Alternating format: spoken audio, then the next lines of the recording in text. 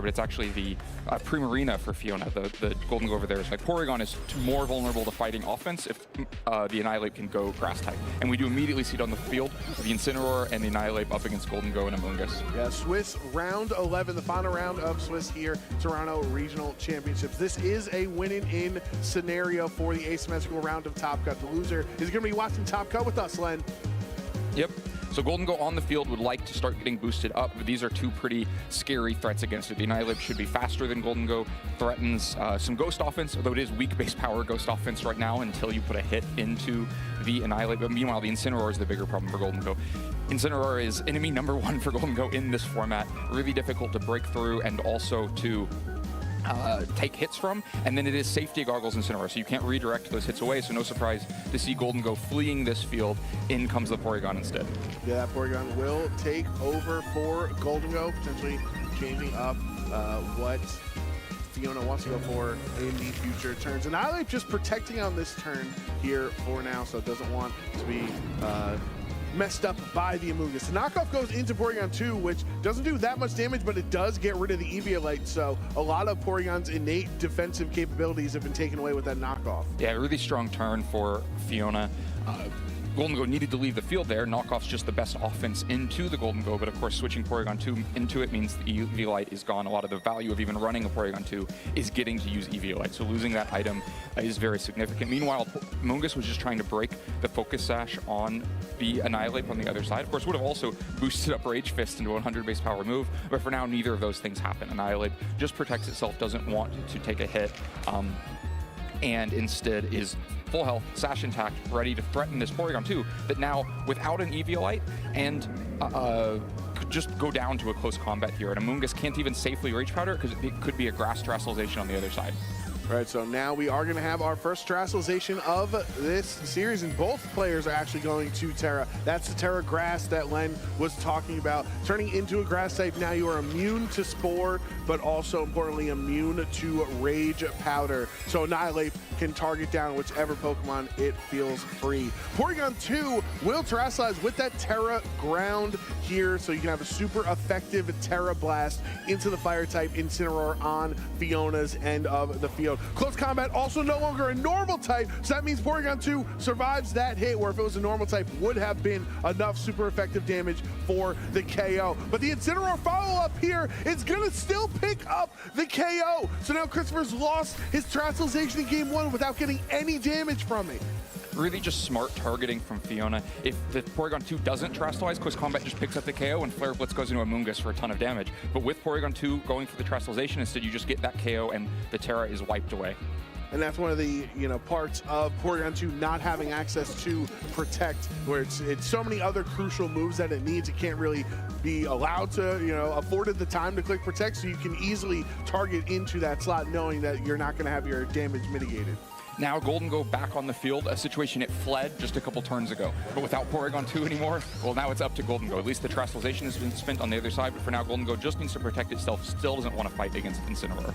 And there is the coaching from Annihilate here. We're used to seeing Sneasler potentially, and of course Christopher does have coaching Sneasler on his end, but Annihilate this time around for Fiona, boosting Incineroar's attack and defense by 1 stage each. This Incineroar is going to be an even stronger, more potent attacker than it's already been in this series. The Pollen Puff is super effective, bringing Annihilate down to half HP. That coaching's pretty significant. It should mean Incineroar now threatens a one-hit KO on the Golden Go on the other side.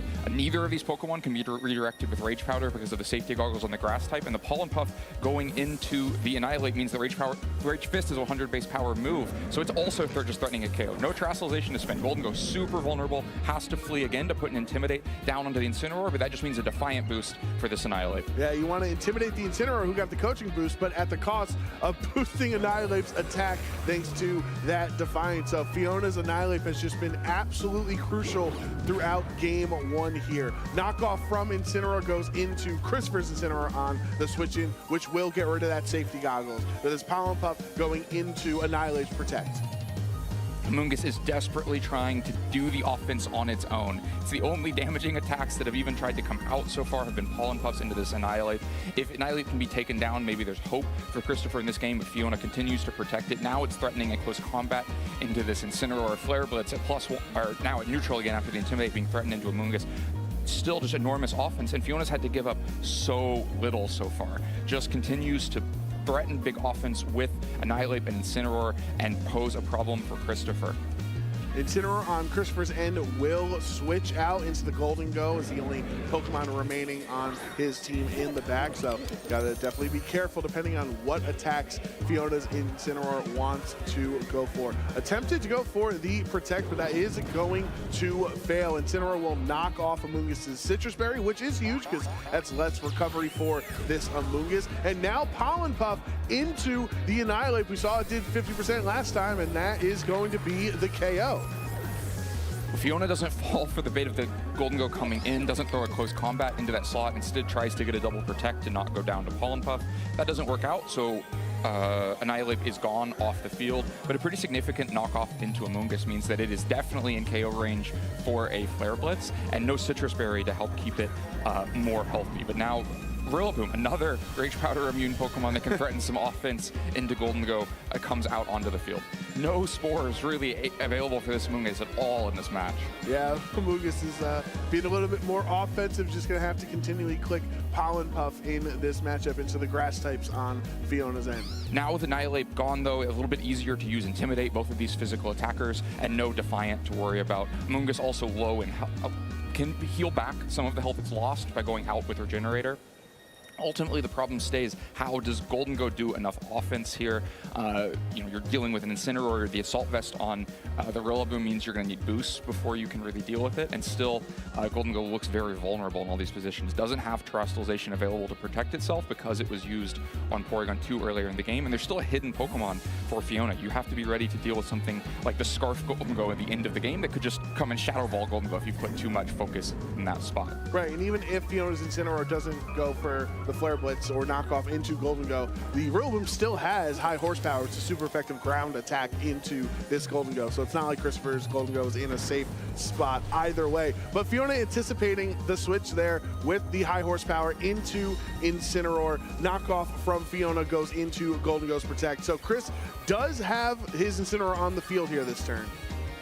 Yeah, Christopher has Incineroar, has both opposing Pokemon at -1, has Fake Out being threatened. This is probably the best position that he's been in. To kind of ignore the macro of the game, this is the best single turn position to try to get something done, because the Incineroar on the other side can be faked out, and at -1, the Rillaboom isn't too much of a threat into the Golden Go. It could be a chance to get a nasty plot up or to get some damage. Still a long way to play from here, but remember the Pokemon score is still just 3-3, and with a couple turns of good positioning and safety for this Golden Go, things could start to open back up for Christopher.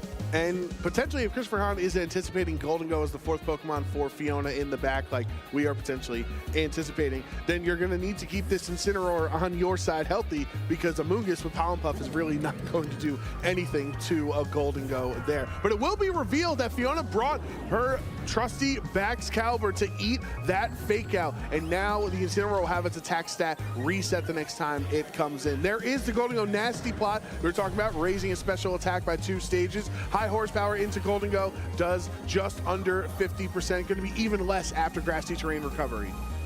Baxcalibur a lot worse here than the Golden Go would have been. Would have been more useful against other Pokemon of Christopher's, but Baxcalibur, of course, weak to Make It Rain. It's going to be easy to take down, and then also Golden Go resists his Ice offense. Now, we mentioned it has high horsepower. That means it's threatening in this moment, should be faster than the Golden Go as well. And so, Golden Go may be forced to protect this turn, which just gives an avenue for this Incineroar to switch back in. Of course, Incineroar the best switch in for a possible Make It Rain as well. But that will lower the attacks of both of Christopher's Pokemon, but Golden Go is a special attacker, so he does not care about that. One-hit KO into Baxcalibur. I think Fiona understanding, as you mentioned, Baxcalibur is not as relevant in this matchup remaining with the final Pokemon Christopher has. Yeah, especially with Golden Go being faster than Baxcalibur. The Baxcalibur had very little value to offer in the game, so you can kind of take a swing there. If Golden Go's faster, it just takes down Baxcalibur. and Excalibur can get attack off, all the better. But yeah, this is how things start to open back up with a parting shot to reduce the offensive presence from Incineroar, and now Intimidate being threatened. Fiona down to just 2 Pokemon. That next Intimidate's going to be sticky and pretty important, because getting Incineroar to -2, Rillaboom to -1, this Golden Go is going to get enough health back from Grassy Terrain to probably be able to take another hit. Yeah, that's pretty huge that Christopher's able to get the parting shot, because then you have the stat drop there on the switch out, and you will also be able to switch Incineroar in at some point again to reset it. But Golden Go still has 1 special attack boost after Make It Rain, lowered its stats by 1, but that's why Nasty Plot is so strong on Golden Go. But right now, with a full health Rillaboom on this side, and Incineroar as well, this Amoonguss is in danger. Right, Amoonguss is in danger, just is going to protect itself. Golden Go also protecting itself this turn. Yeah, Golden Go, Amoonguss just playing it safe for Christopher. Doesn't want to get hit by anything that Fiona has on her turn. So now she's down to her last 2 Pokemon, where it was a pretty solid lead those first couple of turns, pretty advantageous in Fiona's benefit. But now Christopher is the only one remaining that has any flexibility and pivot potential by still having a 3rd Pokemon. Has the pivot potential, imagine needs to use it this turn, because Golden Go is looking somewhat vulnerable, cannot probably KO either of these Pokemon on this turn. How to use it is interesting. The Incineroar coming in and intimidating in the Amoonguss slot probably doesn't save Golden Go, so it might be tempting to do it in the Golden Go slot, but you give up 1 boost there. These Pokemon could just both go out on the offense and try to find a KO that way, but it's probably asking a lot for Incineroar and Amoonguss to close out the game, but maybe not too much. Incineroar itself is pretty good into both of these Pokemon, very bulky into them, and will have the Intimidate advantage. To Make It Rain, knowing that Golden Go is the fastest Pokemon on the field, so Christopher gets a lot of damage into both of Fiona's remaining Pokemon. High horsepower will be enough for the knockout into Golden Go, so Amoonguss gonna have to take a Flare Blitz from Fiona's Incineroar. Super effective into Amoonguss. He is full HP, however, so it will be brought down under 50%. No Citrus Berry remaining. Remember, the Incineroar knocked off the Citrus Berry, so no health recovery, but Amoonguss has gotten 2 KOs in this game. Amoonguss, Pollen Puff's very significant, and now the Incineroar comes in, is very healthy, and just has the advantage against this Rillaboom. Shouldn't be in KO range from 1 high horsepower, and Amoonguss can finally turn its Pollen Puffs to the other side and try to heal back the Incineroar. Something like a Fake Out and Pollen Puff gives you 1 turn to get it done, but yeah, Fiona sees the writing on the wall, knows that Rillaboom cannot beat Incineroar from that position.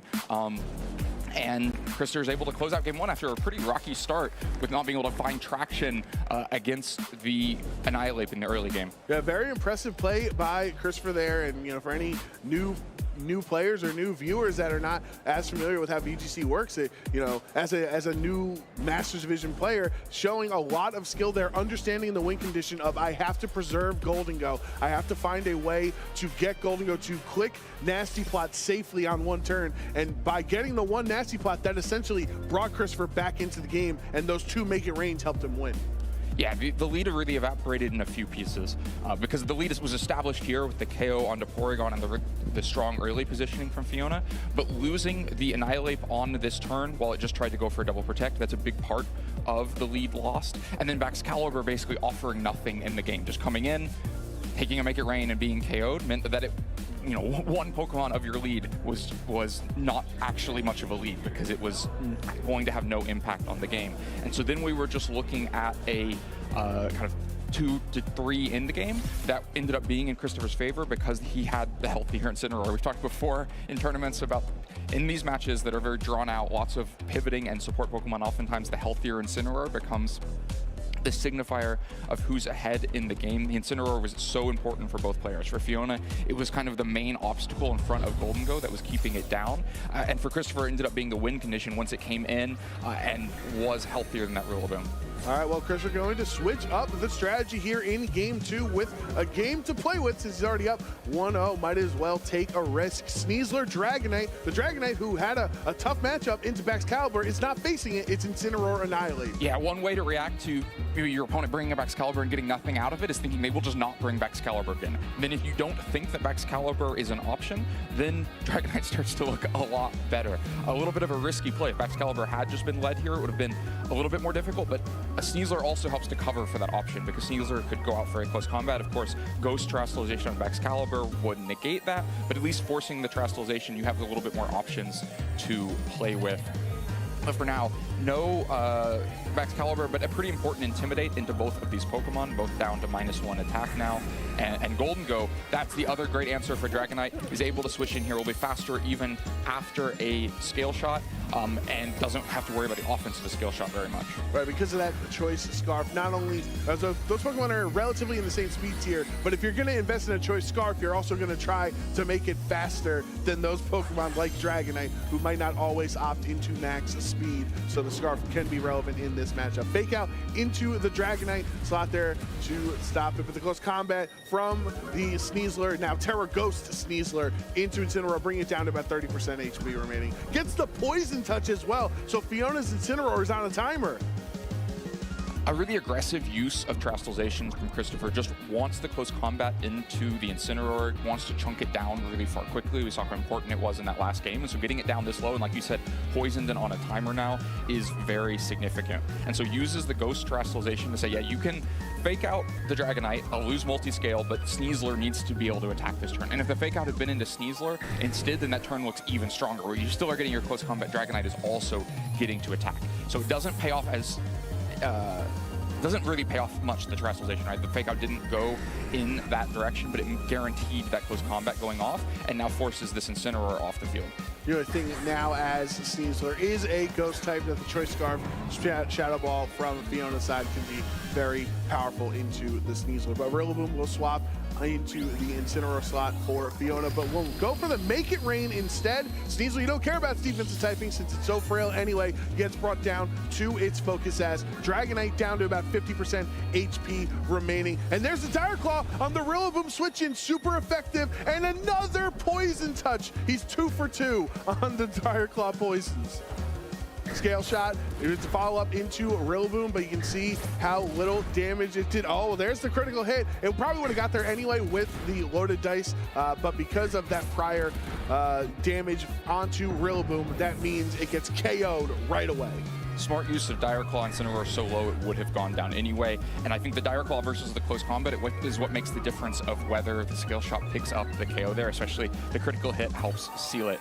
We do see Poison Touch giving and taking here, though. The Poison Touch gets the extra damage onto Incineroar, but if this Sneasler had Unburden, it would have lost the Focus Sash there and would now be faster than the Golden Go on the other side. But no Unburden in this case. Sneasler is still slower than that Golden Go, which is now threatening a Make It Rain into both of these slots. Dragonite, though, might have enough health to be able to take a now -1 Make It Rain based on the last turn of damage.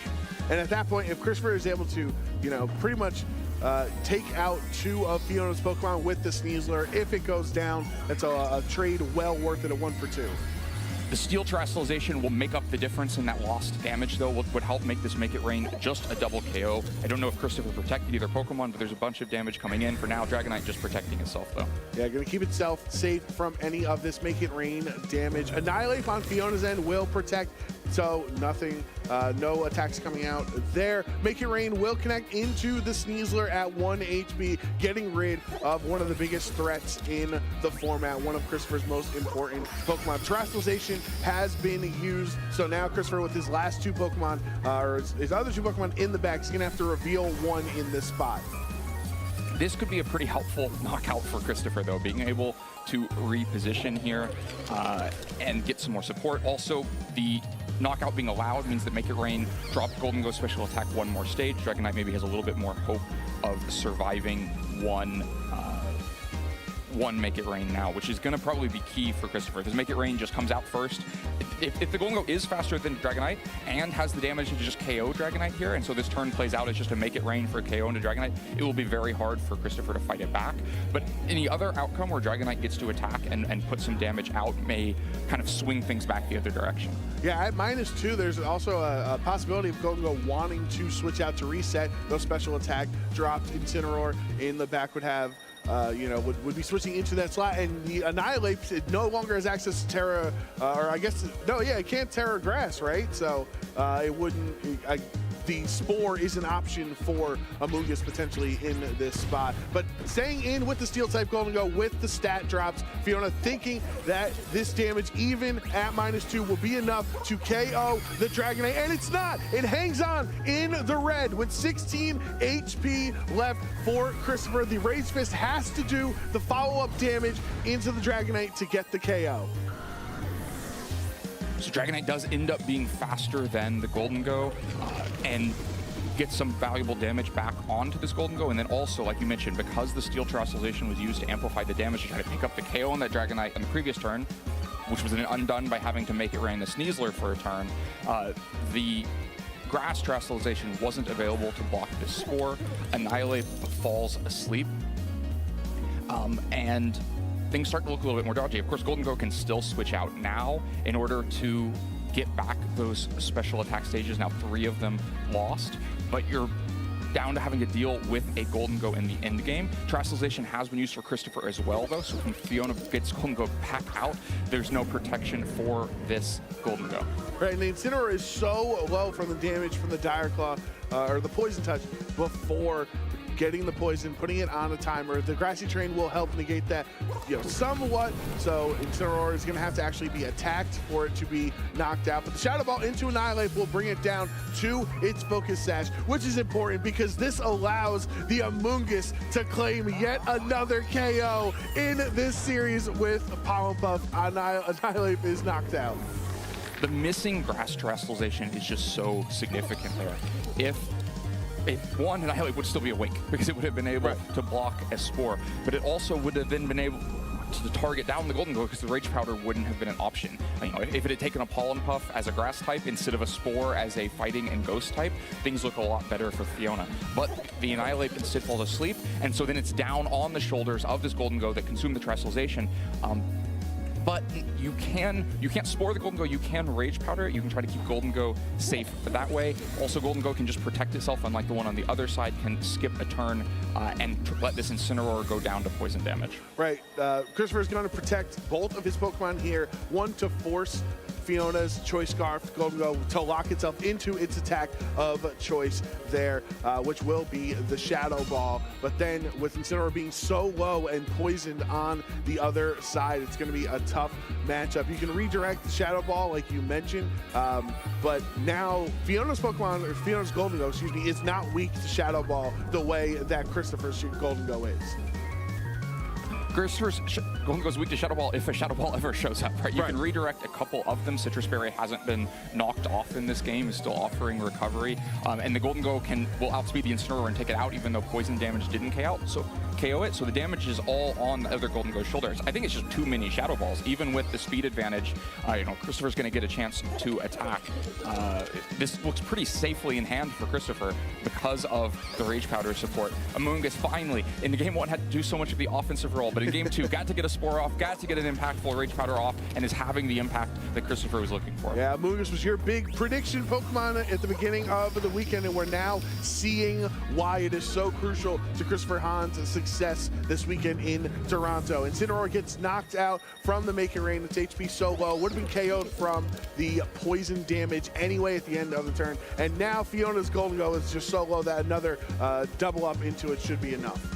You can see just how far away in terms of Shadow Balls this was. Golden Go doesn't even activate the Citrus Berry on the first Shadow Ball. That means this one is just going to come in, not KO, activate a Citrus Berry. Even the third Shadow Ball wouldn't have been enough to KO. And so Amoonguss providing that redirection support against a less offensive Golden Go. When you're invested in the Choice Scarf and all of that speed, you don't have the same offensive potential that, you know, like Christopher's Life Orb Golden Go does. And so his comes out on top and earns him a spot into that top cut. Yeah, congratulations to Christopher Hahn, the first-year Master